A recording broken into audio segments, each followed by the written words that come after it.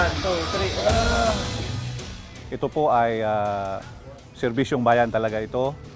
Ito po ay malaking tulong sa ating bansa kasi araw-araw marami tayong nakikita na aksidente man o sakuna sa ating bayan.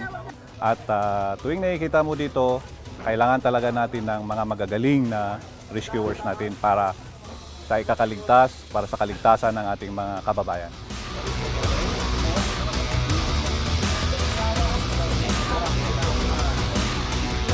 So hindi lang siya ganun ka-stable. Pagpunta sa rescue, ang unang-unang dumarating po ay isang pulis. So bilang isang pulis at first responder, kailangan po namin matutunan kung anong unang lunas para maibsan yung nararamdaman ng isang pasyente. Last month, nag-request ako sa UNTV ng mga trainers ng first aid at basic life support in relation sa search and rescue mandate natin kasi ang PNP kasi hindi lang law enforcement ang papel, ang mandate, kundi kasama rin dito ang public safety. Of which, ang public safety kasama na rin doon ang search and rescue operation.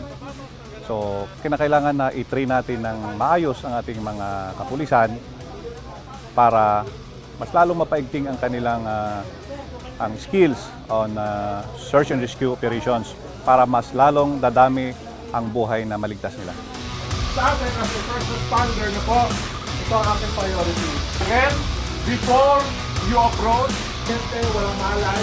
O, pag sinabi naman natin trauma, yan yung nabangga, your performance, or even pagdating nyo sa labas, no po. So, now, the other side, check, check, check, check, on, step, gate. Papasok. Ito talaga. Ito lang po yun, no? Ito lang ba dito? The center of the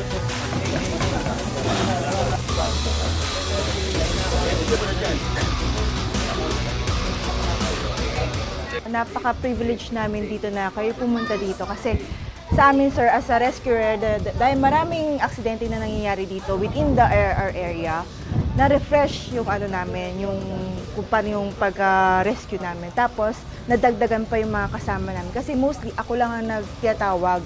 Ma, may aksidente po dito. Ako lang lagi tiyatawag or yung iba po namin senior. So, nadagdagan po sila.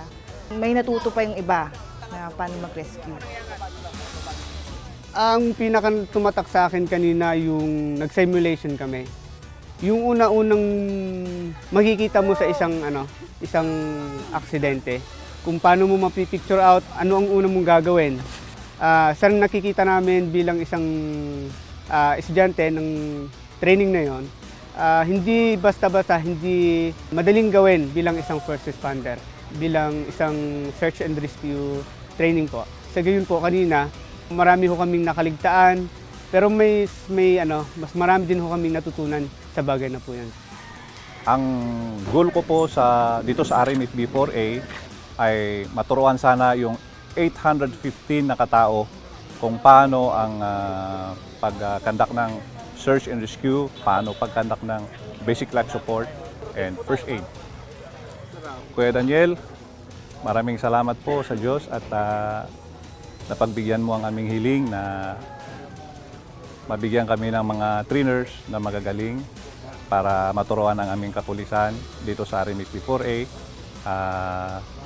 Maraming salamat po sa Diyos.